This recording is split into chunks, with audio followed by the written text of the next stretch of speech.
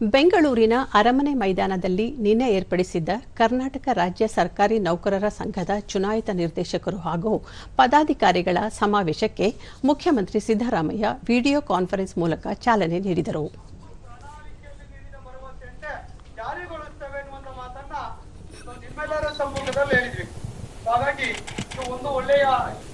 ಸಮಾವೇಶ ಯಶಸ್ವಿಯಾಗಲಿ. ಸರ್ಕಾರಿ ನೌಕರರು ಜನಸಾಮಾನ್ಯರ ಸಮಸ್ಯೆಗಳಿಗೆ ಸ್ಪಂದಿಸಬೇಕು ಹಾಗೂ ರಾಜ್ಯ ಸರ್ಕಾರದ ಯೋಜನೆಗಳನ್ನು ಸಾರ್ವಜನಿಕರಿಗೆ ತಲುಪಿಸುವ ನಿಟ್ಟಿನಲ್ಲಿ ಪ್ರಾಮಾಣಿಕ ಪ್ರಯತ್ನ ಮಾಡಬೇಕು ಎಂದು ಕರೆ ನೀಡಿದರು.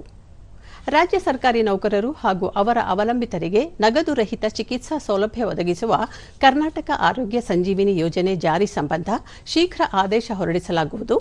ಎಂಪಿಎಸ್ ರದ್ದುಪಡಿಸಿ ಒಪಿಎಸ್ ಜಾರಿಗೊಳಿಸಬೇಕೆಂಬ ಸರ್ಕಾರಿ ನೌಕರರ ಬೇಡಿಕೆ ಬಗ್ಗೆ ಪರಿಶೀಲಿಸಲು ಸಮಿತಿಯೊಂದನ್ನು ರಚಿಸಲಾಗಿದ್ದು, ಸಮಿತಿ ನೀಡುವ ವರದಿಯನ್ನು ಆಧರಿಸಿ ಮುಂದಿನ ಕ್ರಮ ಕೈಗೊಳ್ಳಲಾಗುವುದು ಎಂದು ಮುಖ್ಯಮಂತ್ರಿ ಭರವಸೆ ನೀಡಿದರು.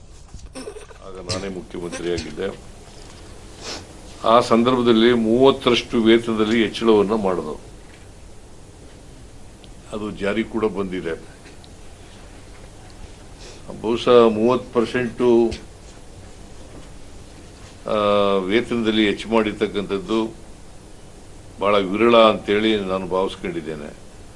ಆಮೇಲೆ 2024ರಲ್ಲಿ 7ನೇ ವೇತನ ಆಯೋಗ ಜಾರಿಗೆ ತಂದು 27.5% ವೇತನದಲ್ಲಿ ಹೆಚ್ಚಳವನ್ನು ಮಾಡಿದ್ದೇವೆ. 2015ರಲ್ಲಿ ಸರ್ಕಾರಿ ನೌಕರರು ಹಾಗೂ ಅವರ ಕುಟುಂಬದವರಿಗೆ 7 ಗಂಭೀರ ಕಾಯಿಲೆಗಳಿಗೆ ವೈದ್ಯಕೀಯ ಚಿಕಿತ್ಸೆ ನೀಡುವ ಉದ್ದೇಶದಿಂದ ನಗದು ರಹಿತ ಜ್ಯೋತಿ ಸಂಜೀವಿನಿ ಯೋಜನೆಯನ್ನು ಜಾರಿಗೆ ತರಲಾಯಿತು. ದಿನಾಂಕ 1/4/2006ರ ಪೂರ್ವದಲ್ಲಿ ಹೊರಡಿಸಲಾದ ನೇಮಕಾತಿ ಅಧಿಸೂಚನೆಯನ್ವಯ ಆಯ್ಕೆಯಾಗಿ ತದನಂತರದಲ್ಲಿ ಸರ್ಕಾರಿ ಸೇವೆಗೆ ಸೇರಿದ 11,500 ಸರ್ಕಾರಿ ನೌಕರರನ್ನು ಹಿಂದಿನ ಡಿಫೈನ್ ಪಿಂಚಣಿಗೆ ಒಳಪಡಿಸಿ ಆದೇಶ ಹೊರಡಿಸಲಾಗಿದೆ.